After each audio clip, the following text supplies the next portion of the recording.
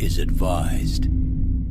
Hey everyone, welcome to the discussion for Cubitos, the newest game by John D. Clare, and a game that is completely out of his wheelhouse, because a lot of the games that he's done are heavy card games. We've played most of them. Edge of Darkness is his, and Thunderstone Quest is his. And so here we have a racing push your luck cube game, which whenever I first saw, I was like, what the hell is that? And even when it was described to me, I was like, okay, it's a simultaneous die rolling game. That's all right. But no, it is a legitimate racing game. So before I go on my spiel, what do you guys think of Cubitos? Easy and fun, unless you bust. It is gambling at its finest, where you get that taste of, like, I can do it, just one fun. And then you lose it all, and then you're like, give me one more. Just give me that one more. Or play it safe and move a little bit, which, didn't get me anywhere either. Yeah, I mean, like all pressure luck games, it's fun. It's all light. random. It's all, there's a degree of strategy, a higher degree of strategy, this than most. Yeah. But, it's pretty good. It's, like Camel Up. I've never actually played Camel Up. Oh, okay. Similar, but this is more complex and has more options. Sure. Or Dice Forge. Oh, okay. Kind of I have along played those Dice Forge. It's fun. I lost the entire time by a long shot. But, the mechanic for even catching up and giving the losers a little boost. Yes, I absolutely do want to talk about the catch-up mechanic, because that is something that is heavily brought up in Quacks of Quedlinburg. As a failure? No, well, it depends. Okay. And it's funny because my friend and I, somehow, it jokingly got turned into politics, talking about the catch-up mechanic in Quacks, and it is kind of similar here. But, and we'll talk about that when we get to it. But yeah, I feel like this is the closer, it is true push your luck, which is either you push your luck and you win big, or you lose it all. Yeah. Each round. Each round, yeah. But it's long enough that losing one or two rounds is not going to kill you. Exactly. This one, because in Quacks, for example, whenever you bust, you just you're like, oh, okay, I can't draw anymore from my bag, but I still retain everything that I've gained. Right. This is not that. This is you bust, everything that you've been holding on is gone, which I was intrigued by, and I thought that might be a little bit bitter. But that's kind of, at its core, push your luck. You chose to... You knew what would happen. And you can clearly see the odds. Some dice, 50-50 odds. Some, like the Rollosaurus, for example, is 1 in 6 chance. And if you have that and the shitty gray dice... Your odds are but you might get it, and you're like, ooh, what, man? If I get 4, what if I get? Oh no! So, but you know what helps us? Like that. The theme, I think, absolutely helps take away from the distraught of busting. In my opinion, the cube? I think that not the cube, the race. Oh, kind of like the race theme, the lighthearted, weird cube world race. Instead of like accumulating points. Yeah. Actually putting on a racetrack. That is true. Yeah. And then at stages throughout the racetrack, you get other bonuses. Exactly. That you can strategize toward. Exactly. And there's something about this game that makes me like it over just other games that rely heavily on luck. This is all luck. Literally, how well you do is based off luck.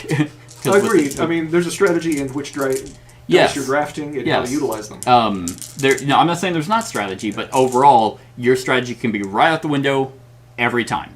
It is a probability. You can control the probabilities, but not the outcome. Exactly. Right. But it's just for some reason that tight-knit race where even you could have while I went this way and then Cat kind of beeline that way, you could have easily just been like boop. Possible. And then be in the lead. Okay. And I think that the rewards on the different boards help that. Because if this was just a straight shot race, it'd be like, well, you're out of it. There's no way. But there was always at least some kind of chance where you could have gotten a couple Rollosauruses, boop, here, and then you just, oh, look, now I'm 8 spaces ahead. And it's just like, what? Yep. I don't know. It's nice. It's lighthearted. It's fun. There's enough strategy, tons of replayability to it. In terms of the different, there's a bunch of different races in the rule book, off of like what you choose to set up. There are 7 in the Champion Tours, and then there is like the Tour de Cube, which has 3, and then you can create your own. So like the grand finale, it just tells you the different people that you race, which kind of is similar to John D. Clare's kind of method of like Edge of Darkness, if you remember the different buildings. That each building had a stack of cards that you craft. Okay. You don't remember. In Edge of Darkness, you craft your cards, and the buildings that are out, tell you which cards to come out. Right. Same here. It's just like, oh, okay, Rock On is going to be, obviously the colors of the cubes are going to be the same, but the results are going to be, like, the abilities are going to be different. Interesting. So, and then, of course, the different racetrack, on the back. Yeah. Like, this is Nothing Goes Right, testing, and I think there's another one in there. 4 total maps. You can just choose one at random. Mm-hmm. Funny enough about this one, Testing the Waters has a bunch of water, but we had no one that helped us get through it. Yes. Yeah. So it made us have to go the long way. Yeah. This would have played completely different had there been someone who let you go over water. Yeah. So I think it's fantastic. Any negatives on the game? You cannot fault it for its randomness. Nope. Because you know what you're getting into. Nope. Oh yeah, it's definitely not a heavy strategy. You're right, yeah, this is definitely a kind of beer and pretzels, but not quite so far that you can just be shit-faced in playing it. Right. No, like that's for like zombie dice or Martian dice. Yes, or where there's almost nothing but luck. Exactly. No, there is. This is a nice balance. It really is, right? Well, because like you went heavier in the Rock On, which would have helped you not bust, but that's all you were doing. Was every time. All right, Brett, any abilities? All your dice are in the discard. Oh, nope. Only did it 3 times. Oh, I guess that's true. 4. And then there was a time where I took that shortcut, and at the time I was like, oh, I'm so far ahead, it doesn't matter. Then Kat rolls 2 fucking Rollosauruses and Smelly Cats, and then she's like right at the end, because if she had 1 more foot, she would have ended it that round and won. Oh, wow. Like, because you would have hit the finish line, that would have been the end of the round. Should have pushed it. Yeah, with all my grays. Do the Greys even have a foot? No. Oh, so... No. Oh yeah, it's the dark Greys that have one. But one if of each. you could have theoretically gotten, enough money, you could have bought. No, you couldn't. Yeah. Not in 1 round. Yeah, you literally you just needed 1 more to like dive over the finish line. I dived too early. And that's what I like about these kinds of games, especially Push Your Luck, where it is kind of like a butt clencher. You're just like, like because I was looking and Kat's like, I have all the Rollosauruses, and I'm just like, I have 15. Because there's nothing that could have stopped her from having all 3, and then just boom, and all of them show up, and then it's like a god ordained die roll, yeah. Yeah. So, the balance is great. Now, the Push Your Luck element, or not the Push Your Luck, the catch-up element of the game. I can speak to that. Yes. What? Since it benefited me every single time. What? So, if you don't watch the run through, similar to Quacks of Quedlinburg, Quacks did it based off points because you were getting the most, whoever had the most points at the end, and there were little rat tails in different intervals of the point track. So you compare yours to the first player. Each rat tail, you had a little token that let you move it up around your little potion thing, and that's where you start on the drawing. Because the further you go around your potion thing, the more points you get, so on and so forth. So here, similar to that, each of the little red tape that you were behind the person in first let you roll an extra die. Mm-hmm. What do you think? What did you think of that? Did that... Here's my real question, besides kind of what you actually thought. Yeah. Did you feel that kept you in the game? Yes. Okay. I at no time, even back here, I did not honestly feel like I didn't have a chance. Okay. I felt like I had very little chance, mm-hmm. but still just enough. I'm going to keep rolling. I'm still engaged. Okay. I didn't give up and just walk away. Okay. Because that, I think, is the true crux of a catch-up element. Mm-hmm. And that's what my friend was saying about Quacks, was that it made it fair. Like, if I'm in the lead the whole time, it was never like, wow, you're so far ahead, we have no chance. It always let them, yes, I still have a chance to catch up and feel engaged. Right. So, and conversely, the busted benefit. Yes. So, I don't get anything this turn. Oh, I get a consolation prize. Yeah, It's minor, but it's something. Well, you get that because of the fans. Yeah. You get more credits, which carry from round to round, which then slowly help you get better, like the big dice. Yeah. And it also lets you roll more dice, which of course, rolling more dice means chances of getting more dice or moving more or not busting. Yeah. So what do you think of that, like the fan stuff? Actually, both of you.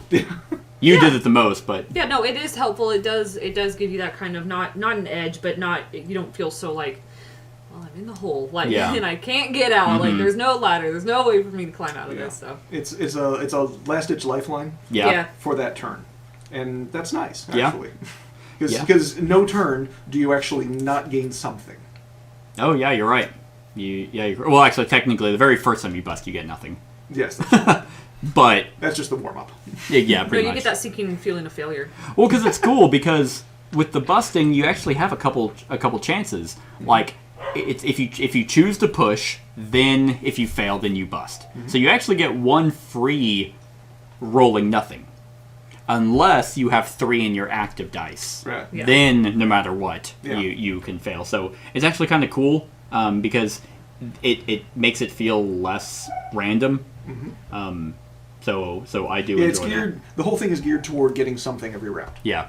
Yeah, it can't guarantee it, but it's virtually guaranteed. Yeah. Which is, again, there's still a chance. I can still do that. I don't know how. I need to get 7 purple dice, but I can do it. Well, here's the other thing about the busting mechanic that I feel is better than actually the fan thing. It's the fact that you get to choose, I was rolling all these light gray shitty dice. I'm going to discard all those. Right. Which at the beginning, we were like, what's the point of doing that? Then once we had a lot of dice, it's like, oh, I see. Yeah. Let's throw all those. So now whenever I draw, I can move all those out and get my good ones back. Because what's also a great balance of this game, in my opinion, is the fact that even though Kat's rolling, like, she gets her Rollosauruses and stuff like that, and she moves a bunch, well, she's probably not going to move a bunch next turn. Because there was a time where I hopped, like, I did this, and I'm like, yeah, okay, now I'm over here, and then I'm like, I'm moving 1. Yeah. Like, okay, great. Yeah. So... Just didn't happen to roll the movement. Yeah. Because it's not a long enough game for you to get those, like, okay, now I just have absolutely overpowered dice. Exactly, yeah, where it's like, oh, yep, I'm always moving 5 spaces a turn. And the semi-overpowered ones you actually lose once you get the benefit. Oh, yeah. Or at least you risk losing. You do risk losing, or they're really hard to get. Like, I will say... Hard to get, hard to benefit from, yes, but you never lose it. Exactly. And I will say, this is kind of going off topic on the actual game, but the quality, the production quality of the game is really good. I was very surprised that it came with these little tuck boxes. Those are cute, yeah. So it's really nice. Like, and they're cubes Yes. as well. Everything's a cube. Yeah. Assembled, do they fit in the box? They do. Excellent. Yep. You'd have to take the insert out, but the insert's like really cheap. It's just some white cardboard. Yep. You just take those out, then everything fits, which is great because it has those for the tokens and the permanent like fan. Like, yeah, fan. So that's amazing.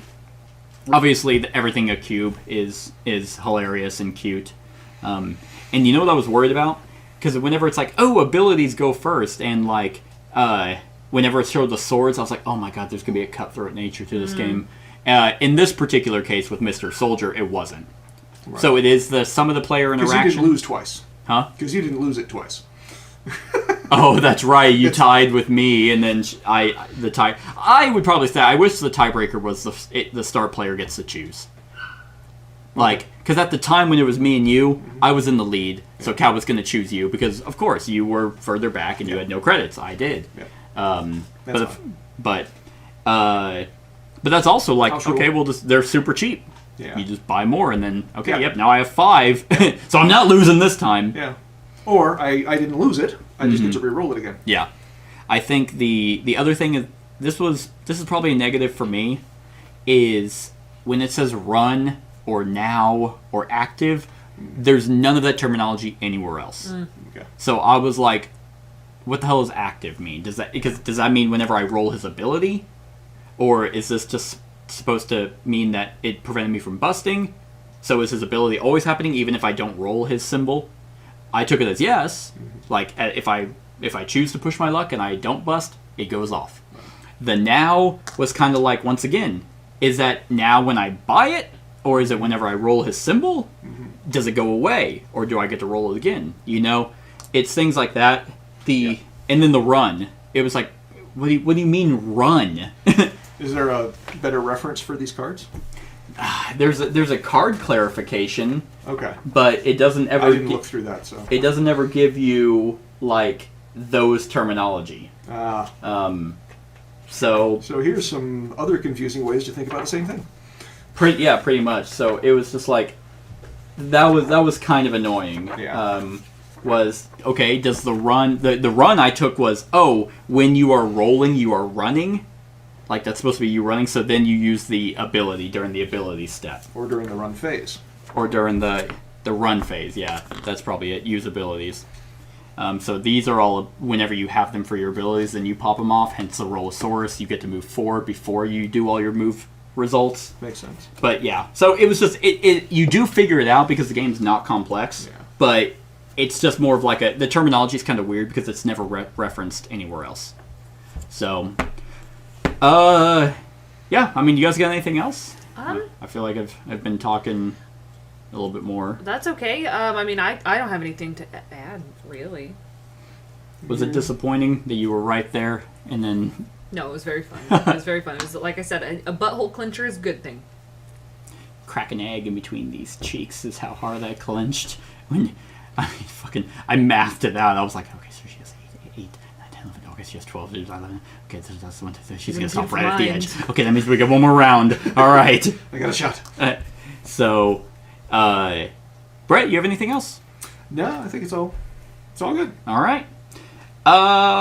So, with that being said, on a scale of 1 to 10, what would you guys give it? Cat. I'll give it a 9. A 9? Yeah. Awesome.